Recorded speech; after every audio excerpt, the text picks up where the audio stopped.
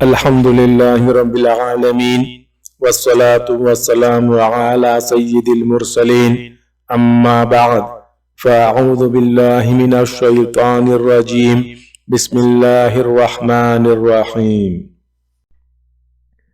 رسول اللہ صلی اللہ علیہ وسلم نے فرمایا، اس شخص کی نماز نہیں جس کا وضو نہیں، اور اس شخص کا وضو نہیں جس نے وضو کے شروع میں بسم اللہ نہیں کہا۔ سنن ابو داؤد حدیث نمبر 101۔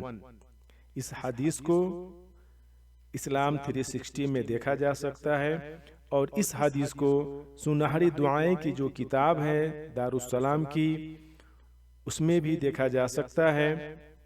ان کے الفاظ ہیں: وجاہت: نبی کریم صلی اللہ علیہ وسلم کا فرمان ہے، اس شخص کا کوئی وضو نہیں جس نے وضو کے آغاز میں بسم اللہ نہیں کہا۔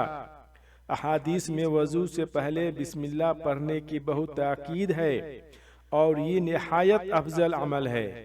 تاہم اگر کوئی بھول جائے تو وضو ہو جائے گا۔